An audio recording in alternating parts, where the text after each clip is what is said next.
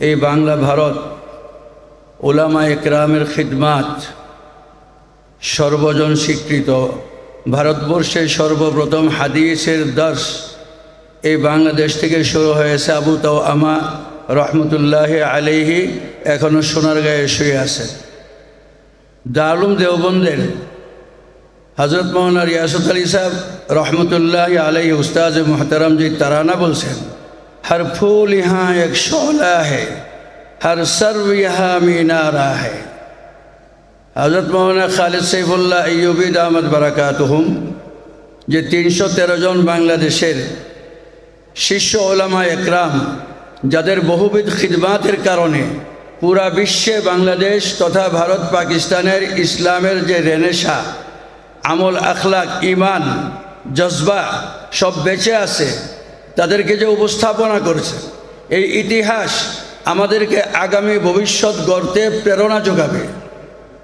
আমরা তাদের চেতনায় উদ্বুদ্ধ হয়ে আমাদের ভবিষ্যৎ আগামী প্রজন্মের জন্য বাংলাদেশকে ইসলামী বাংলাদেশ হিসাবে রেখে যাওয়ার আমরা যে সংগ্রাম, সেই সংগ্রামে আমাদেরকে সাহস যোগাবে। আমি বলি যে এইটা 313 জন বাংলাদেশের শীর্ষ উলামা একরামের ইতিহাস গ্রন্থের মোড়ক উন্মোচন নয়। আমাদের বাংলাদেশে শুধু 313 জন আলেম নয়, 3300 জনেরও বেশি হবে। আমি মনে করি এটা একটা প্রথম প্রয়াস। ধন্যবাদ হযরত মাওলানা খালিদ সৈফুল্লাহ আইয়ুবী সাহেব দামাত বারাকাতুহুমকে। এই প্রয়াস অব্যাহত থাকবে। আমরা আমাদের আকাবিরিনদেরকে হারাইতে চাই না, বরং আমরা আমাদের আকাবিরিনকে চিরঞ্জীব করে সেখান থেকে আমরা শক্তি সাহস নিয়ে আমরা সামনে চলতে চাই। আল্লাহ পাক পরওয়ারদিগার আলম আমাদেরকে তৌফিক দান করুন।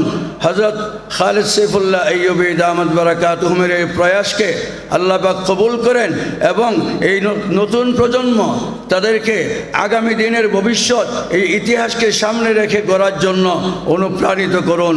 আমিন। ওয়া আখিরু দাওয়ানা আনিল হামদুলিল্লাহি রাব্বিল আলামিন।